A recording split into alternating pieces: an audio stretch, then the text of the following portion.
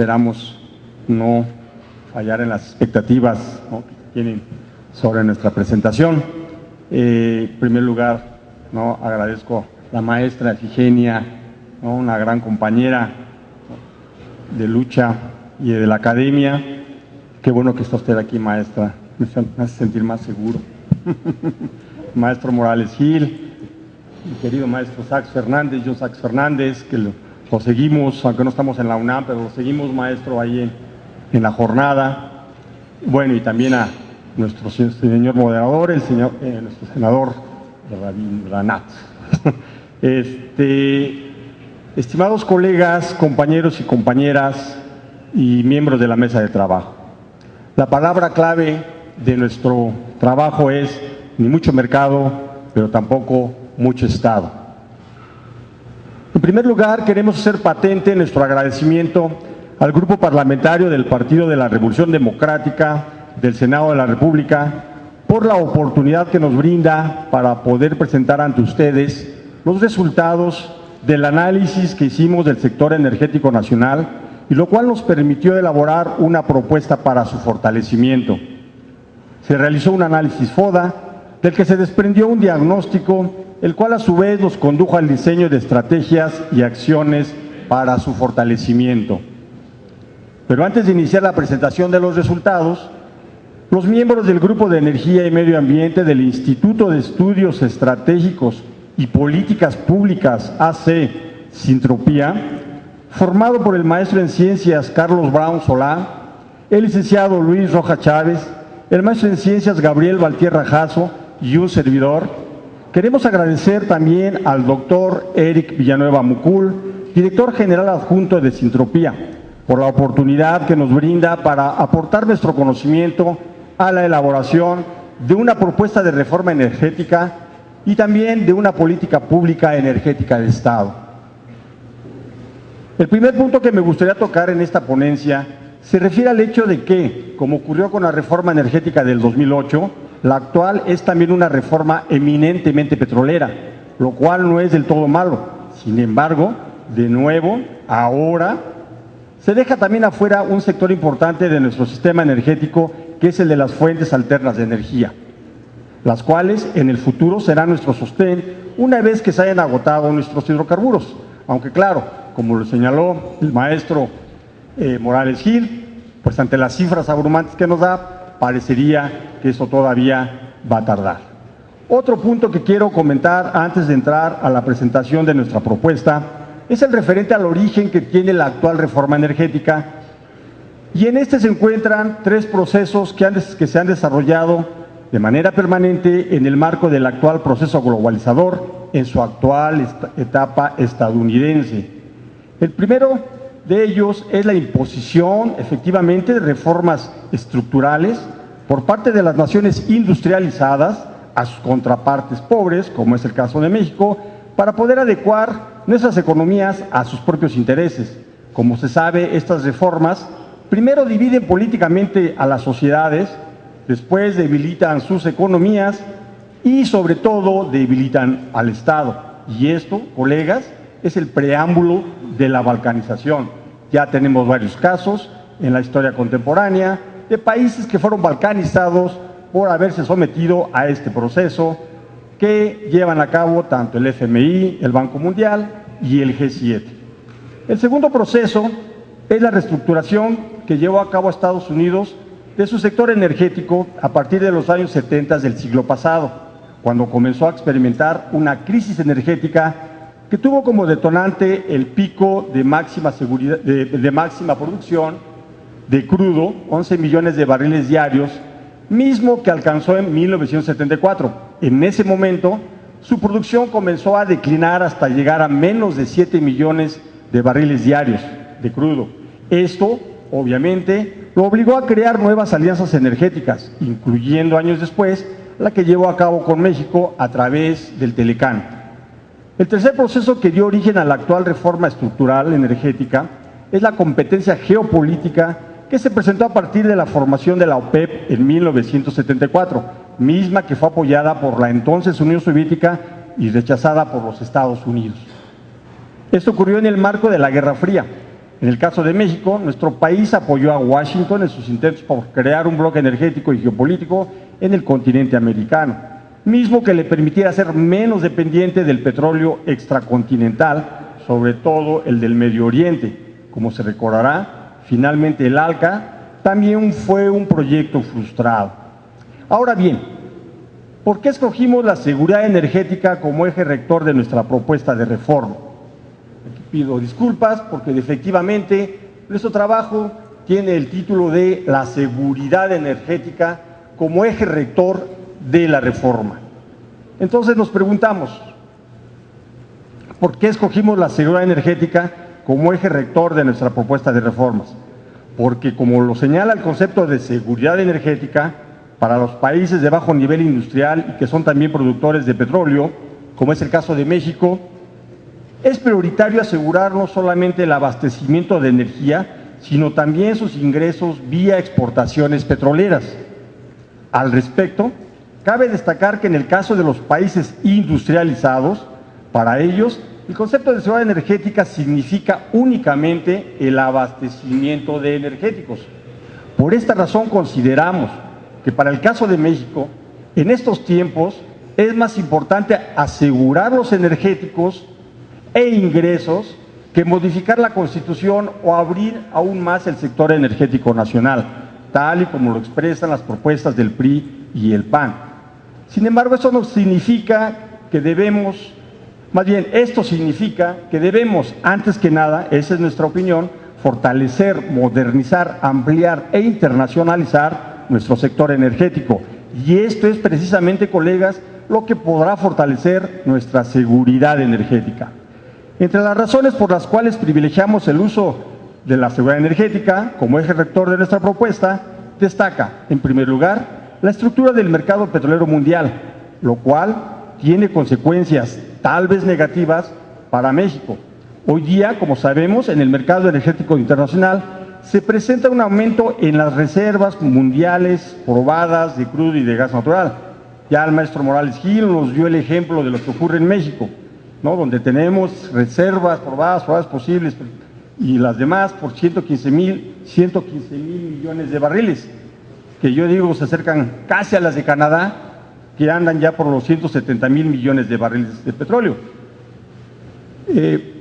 Esto se debe, entre otras causas, a los nuevos volúmenes de crudo que tienen naciones como Venezuela, que ya certificó reservas por casi 250 mil millones de barriles de petróleo, y Canadá, que como acabo de decir, tiene 170 mil millones de barriles. En realidad, no vamos a carecer de petróleo. Asimismo, se debe a las nuevas reservas que se han cuantificado a nivel mundial de hidrocarburos no convencionales, como son el oil y el gas shale. De esta manera, en caso de que se pudieran consolidar los cambios que en la actualidad se presentan en los ámbitos de la energía y la geopolítica, uno de los perdedores en esto sería nuestro país. Entre estos cambios, destaca, por ejemplo, la nueva calidad de Estados Unidos como país autosuficiente en energía. Además, los rumbos que esta nación podría tomar en lo referente a sus nuevas fuentes de abastecimiento de crudo desde el exterior. En concreto, esta situación, estamos seguros, sería negativa para México y favorable para las naciones productoras antes citadas, las cuales podrían convertirse efectivamente incluso en vendedores seguros para la potencia del norte.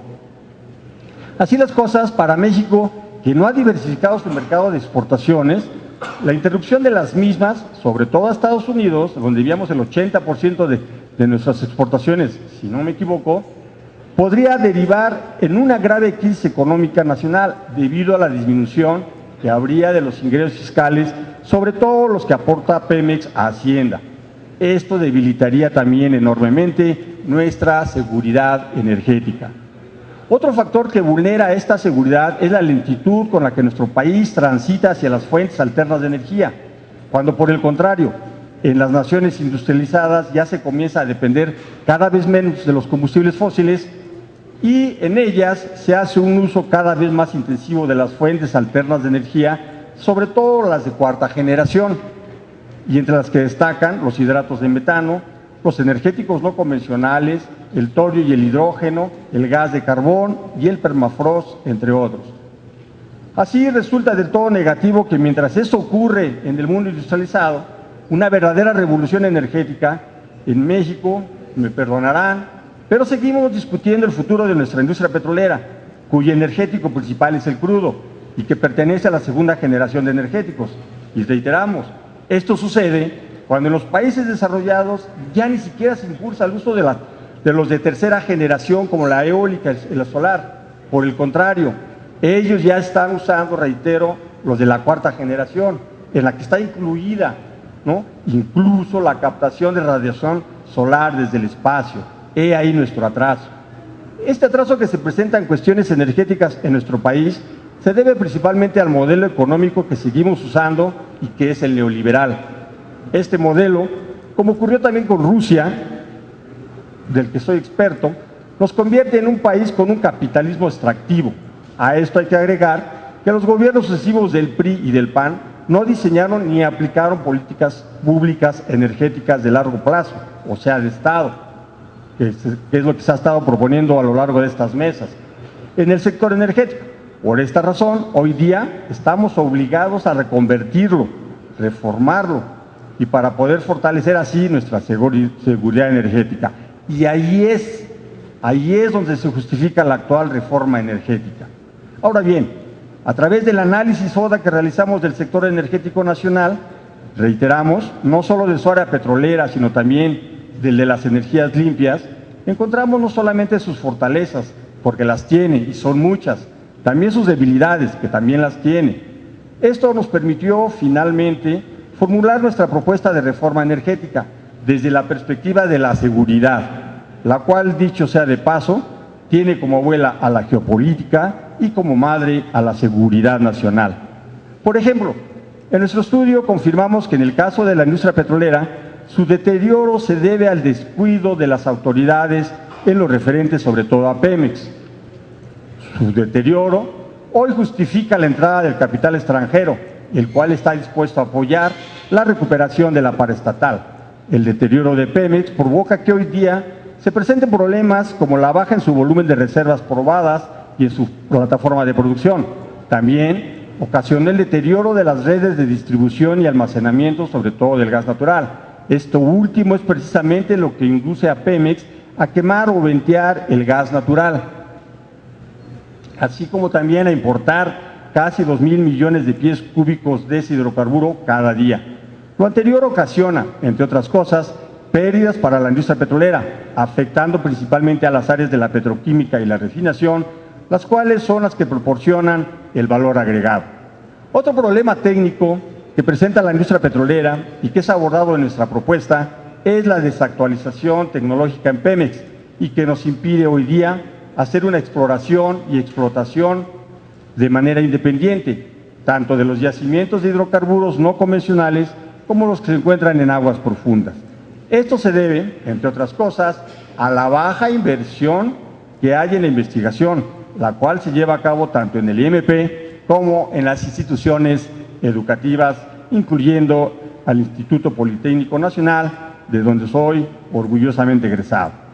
En lo referente a la parte administrativa, que también debilita nuestra seguridad energética, destaca, por ejemplo, ya se mencionó en esta mesa, la corrupción que existe en el seno de la empresa, así como también en las relaciones de la misma con su sindicato. En el primer caso, destacan el incumplimiento de las normas en la licitación de los contratos para la realización de obras, así como la contratación de personal que no se requiere, pero que se contrata debido a que hay una mala planeación en la integración de nuevo personal a la plantilla laboral. En lo que se refiere a la relación laboral, como se sabe, el sindicato petrolero cuenta con atribuciones que su contrato colectivo le otorga y algunas de las cuales ya abordó el doctor Diego Valadez, siendo algunas de ellas violatorias a la Constitución, a la Ley Federal del Trabajo y a la Ley Federal de Responsabilidades Administrativas de los Servidores Públicos. Por último, y en lo referente también a lo negativo que hay en el sector petrolero, destaca la situación fiscal de Pemex. Como se sabe, y se ha hecho referencia de esto de manera permanente en este foro, hay una gran salida de recursos por parte de Hacienda, por parte de Pemex hacia Hacienda, lo que impide a la empresa poderse fortalecer, lo que a su vez agudiza la debilidad de nuestra seguridad energética. Otro punto negativo que encontramos en el análisis FODA es la situación que actualmente prevalece en el sector eléctrico, representado por la CFE. Aquí pudimos advertir, por ejemplo, que desde el gobierno de Carlos Salinas de Gortari se ha permitido la entrada de manera indiscriminada de la inversión extranjera, en este caso al sector eléctrico, lo cual no sería malo, insisto, no sería malo, si esto no nos hiciera dependientes del capital y de las tecnologías extranjeras. Como se sabe, la entrada desmedida de la inversión foránea es una premisa del neoliberalismo y lo cual hoy provoca que el 38% de la energía eléctrica que se genere en México se haga con capital privado. Otros ejemplos de la debilidad que presenta el sector eléctrico son, por ejemplo, su atraso en el uso de las fuentes alternas de energía, lo cual permite que continúe su petrolización. Y las tarifas altas que se tienen en el país, sobre todo en el sector industrial. Esto se debe principalmente a que en la actualidad el precio de la misma, a que en la actualidad la CFE compra electricidad a los particulares, lo cual encarece el precio de la misma. Esa operación, colegas, no solamente resulta contraria a los intereses de la nación, sino también de la misma empresa, la cual está cada vez más relegada. Así, la debilidad de nuestro sector energético nacional indudablemente afecta a nuestra seguridad energética y esto a su vez pone en riesgo el desarrollo económico del país.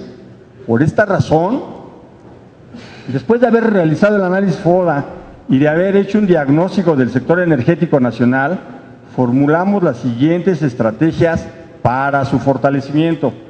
Por ejemplo, en política energética nacional, ¿qué proponemos?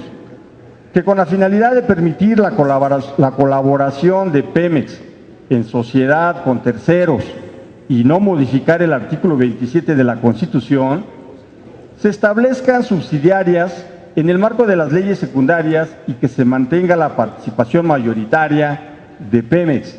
Esto para el desarrollo de proyectos conjuntos en toda la cadena productiva. También diseñar y desarrollar una política pública energética de Estado que cuente con una visión estratégica de largo plazo. El único visionario, y perdonen que haga un paréntesis, el único presidente visionario que este país ha tenido ha sido el general Lázaro Cárdenas del Río. Además, convertir el Fondo de Estabilización de Ingresos Petroleros en un organismo financiero. En lo referente a la operación de Pemex, proponemos supervisar y transparentar las licitaciones y la asignación de contratos, con el fin de eliminar la corrupción y aumentar la eficiencia de estos procesos. También reconvertir a Pemex en una empresa energética. Muchas empresas transnacionales ya son energéticas y aquí insistimos en evitar esa situación.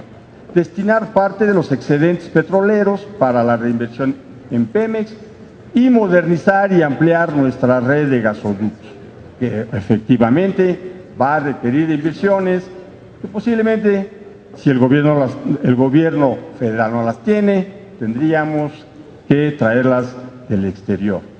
En cuanto a la administración de Pemex, se propone renegociar el contrato colectivo de trabajo entre Pemex y el sindicato, buscando generar un nuevo modelo laboral y una reestructuración de las prestaciones. Adecuar el régimen fiscal de Pemex para el bienestar de la empresa, por medio de una transición gradual y escalonada. Reintegrar a Pemex como una sola empresa, dotar de autonomía presupuestal, financiera y de gestión a la paraestatal. Finalmente, destinar parte de los excedentes petroleros para la reinversión en la misma. En cuanto a la operación del sector eléctrico, se propone remediar el problema de pérdidas en el sistema de distribución de energía eléctrica, armonizar las relaciones que hay entre empresas eléctricas y la sociedad para continuar con la instalación de campos eólicos y solares. Asimismo, fortalecer a la Comisión Federal de Electricidad en el uso de fuentes alternas de energía, potenciar el uso de las microeléctricas por cuestiones de índole social laboral y realizar grandes obras en casos específicos, aprovechar de manera eficiente y sustentable todo el potencial nacional de recursos naturales para la generación de energía. Acerca de la transición energética, proponemos enfocar a esta hacia el futuro como prioridad, incluyendo el cuidado al medio ambiente y el desarrollo sustentable. También impulsar la investigación y el desarrollo tecnológicos del sector, establecer en el ámbito científico-tecnológico el modelo de la triple hélice, que se usa mucho en el sureste asiático, vinculando así las necesidades del sector energético nacional, las capacidades de nuestros centros académicos y de investigación y el papel del Estado como intermediario. Usar de manera intensiva las fuentes alternas de energía de cuarta generación, como son el gas y el oil shale, los hidratos de metano, el torio, la radiación solar desde el espacio, el permafrost y el gas del carbón.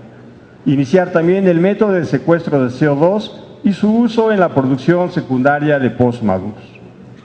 Y ya por último, en cuanto a la política energética exterior, se propone diversificar nuestro mercado exterior, ya que la advertencia de Estados Unidos de convertirse en un país autosuficiente e incluso exportador de hidrocarburos puede dañar nuestro desempeño en el comercio internacional, así como también a nuestra economía.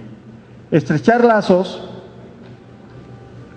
con las naciones latinoamericanas y exsocialistas, las cuales ahora están formando diversos cárteles para predominar en el mercado petrolero internacional. Aquí cuando señalo cárteles son energéticos, no vayan a querer otra cosa. Y asimismo internacionalizar a Pemex a través de una práctica de una movilidad recíproca y del desarrollo de proyectos conjuntos. Finalmente, en este punto también estamos sugiriendo el estudio de los mejores caminos que hay para poder consolidar un bloque energético en la región de América del Norte. No podemos negar que estamos unidos, integrados por la geografía, estamos integrados por la geopolítica y también estamos integrados por la energía.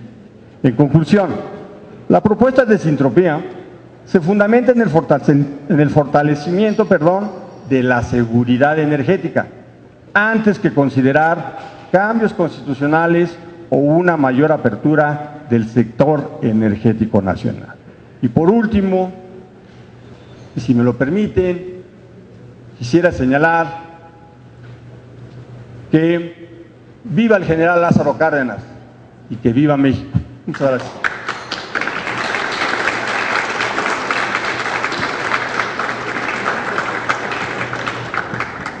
Muchísimas gracias al doctor Miguel García Reyes por su exposición. Muchísimas gracias al doctor John Sachs Fernández, así como al maestro Carlos Morales Gil por sus participaciones. Pasamos ahora a las preguntas. No sé si tengan algunas otras por ahí, la gente que nos está asistiendo. Si no, empezaríamos con estas que están dirigidas al maestro Carlos Morales Gil. Nos pregunta Benito Valero: declarar que si queremos producir más petróleo tenemos que invertir 40,000 millones, ¿no es tratar al petróleo como simple mercancía? ¿No debemos tomar en cuenta la calidad de reserva de un recurso no renovable?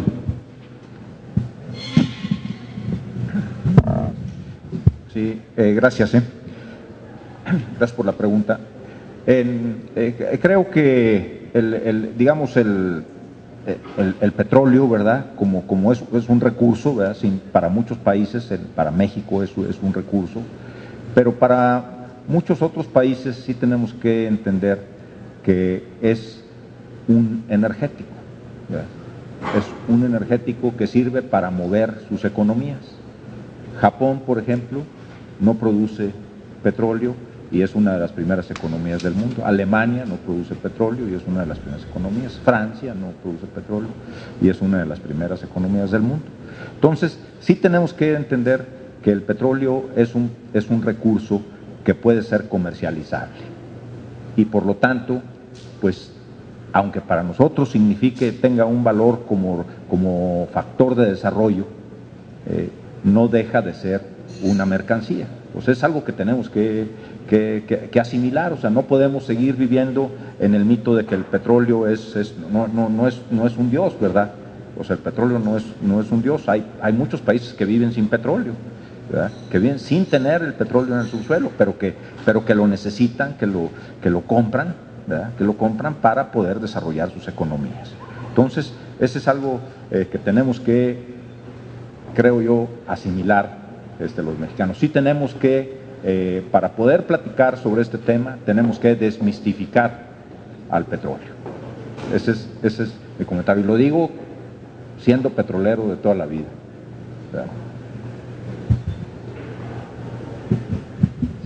Ha pedido el doctor John Sachs el poder también enriquecer las respuestas a las cuestionantes que se han planteado. Entonces, adelante, doctor. Sí, efectivamente, estamos ante un bien que es finito, no es renovable, su valor económico y su valor estratégico se incrementa cuando las reservas mundiales de petróleo convencional tienen problemas de producción. Solamente dije anteriormente, la OPEP tiene capacidad ociosa en estos momentos, y para nosotros es terriblemente importante que retomar el curso en el que la explotación de petróleo se hace en función de los intereses públicos nacionales del país. ¿Por qué digo esto? Pues por la sencilla razón de que los Estados Unidos es un gran consumidor y un gran derrochador de energía. Consideren ustedes, solo por dar un ejemplo, que da muestra del consumo per cápita de petróleo. Los Estados Unidos consume 22 barriles anuales per cápita. Emite a la atmósfera 19 toneladas per cápita de CO2. Canadá emite a la atmósfera 17 toneladas de CO2. México, 3.2 toneladas. Sí. ¿Cuál es la prisa de entregar y vender y sacar de la tierra lo que haya? No, hay que hacerlo con tranquilidad y con los espacios suficientes, según los ritmos que va y las necesidades que se plantean a la economía y a la sociedad mexicana.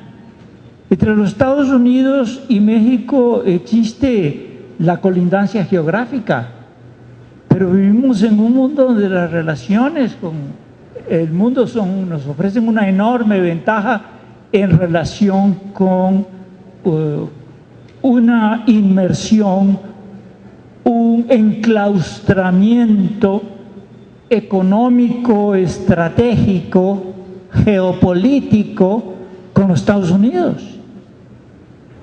No existe ninguna razón por la cual no tengamos relaciones comerciales con el mundo. En estos momentos estamos inmersos dentro de la dinámica estadounidense. Y uno de los objetivos del Tratado Norteamericano de Libre Comercio, presente desde los años 80, fue la integración de un mercado común de la energía. Ese es el fundamento del Tratado Norteamericano de Libre Comercio, el petróleo. Ya los Estados Unidos enfrentaba problemas internos de abastecimiento, llegó a la producción máxima de petróleo convencional en los 70s. Ahora se está estimando que llega al peak oil, al techo de producción en convencionales y no convencionales en 6 años. Consecuentemente, la urgencia de que se aumente, de que se mantenga por lo menos el ritmo de producción de entrada de México para continuar ellos con el mismo derroche de siempre. Si son ellos los que tienen que tener precisamente un control sobre este consumo exagerado de energía que tienen los Estados Unidos. Entonces, si lo vamos a plantear desde el punto de vista de atmosférico, hay límites atmosféricos, ya estamos percibiendo y suficiente consenso en la comunidad internacional científica que llega al 95% en este último informe de las Naciones Unidas de que el calentamiento global es antropogénico y consecuente, y ahí juega un papel central.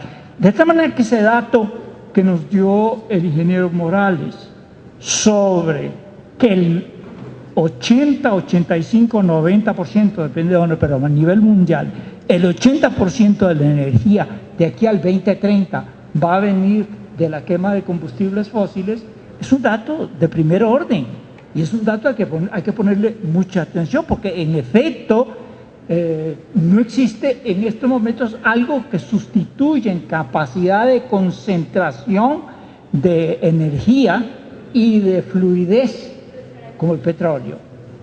Y consecuentemente tenemos que tener cuidado, no nos coloquemos en esa tesitura. No veo yo dónde está la prisa de sacar rápidamente el petróleo, sino como se está implícito en esa pregunta, hagámoslo pero en función de las necesidades de un país que tiene estos índices de consumo y estos índices de enorme pobreza en la que se ha asumido.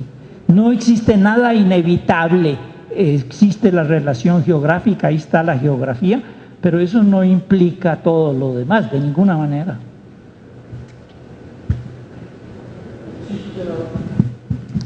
Doctor Miguel García. Gracias, senador.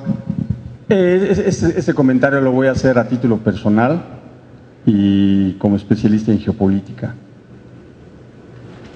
El reciente conflicto civil en Siria costó la vida de casi 100,000 gentes. La invasión a Afganistán y a Irak, por lo mismo, también causó grandes pérdidas humanas. Incluso si nos remontamos en la historia, la mayoría de las guerras han sido por el control de las fuentes de energía. Y entonces yo no entiendo por qué un secretario de Energía, Luis Telles, alguna vez lo dijo a la prensa, el petróleo es como las naranjas o los plátanos, su valor lo dicta el mercado. No lo puedo creer, por eso este país no avanza,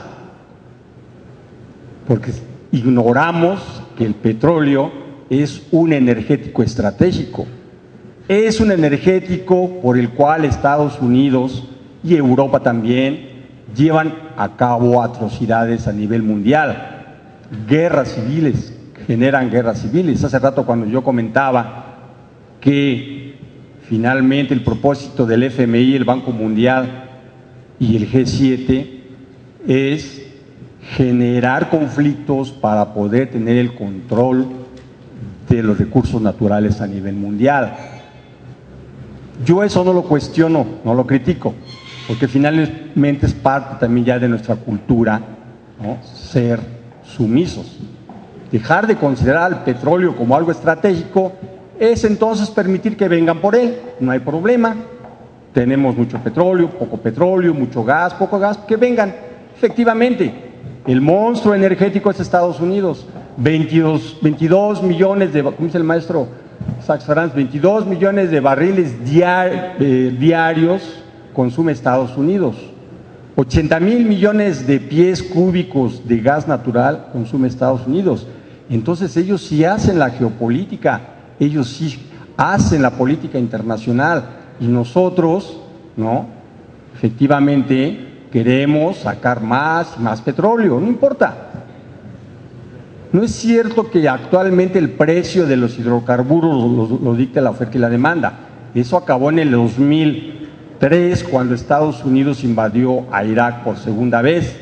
A partir de ese año, y como dice el maestro Alfredo Jalife Rahmey, que es una lástima que no haya estado con nosotros, porque hubiera reunido a los dos grandes geopolíticos de este país, al maestro Sachs y el maestro Jalife, ¿sí? A partir de ahí ya fueron más factores los que determinaron el precio de los energéticos a nivel mundial.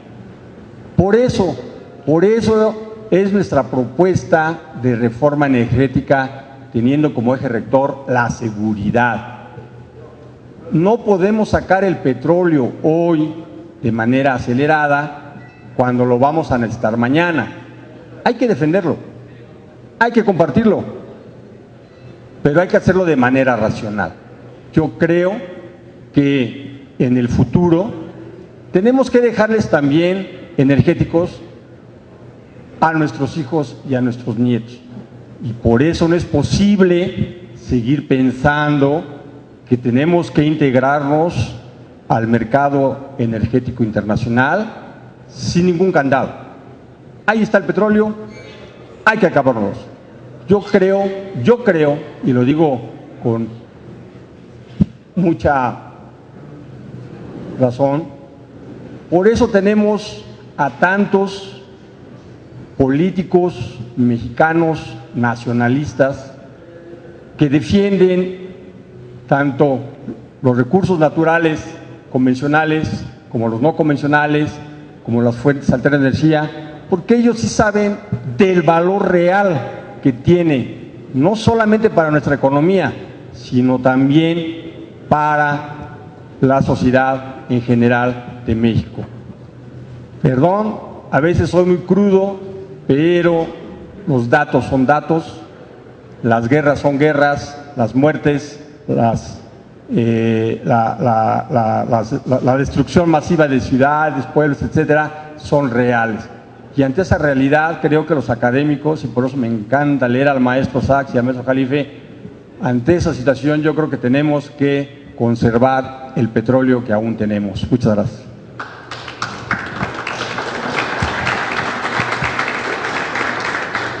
Muchas gracias. Tenemos aquí otra pregunta dirigida al maestro Carlos Morales. Si usted es de los que operan Pemex y sabe que cuenta con todos los recursos para seguir siendo exitosa, su problema está en qué tanto daña la corrupción en Pemex y qué tanto daña el sindicato. ¿Usted no cree que modificando este cáncer mejore, además del cambio fiscal, sin modificar el artículo 27 y 28 constitucional?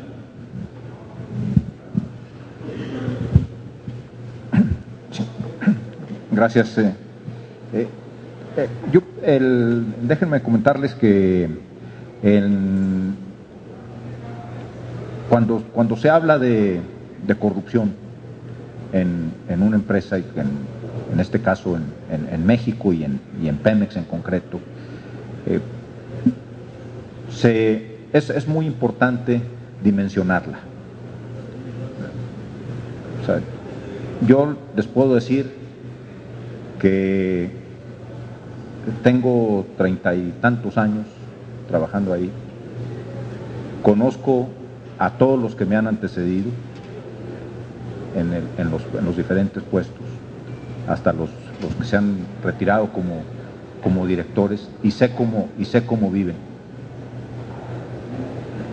Y puedo poner la mano en el fuego por su comportamiento. Yo creo que calificar a toda la empresa por las acciones de algunos no es justo.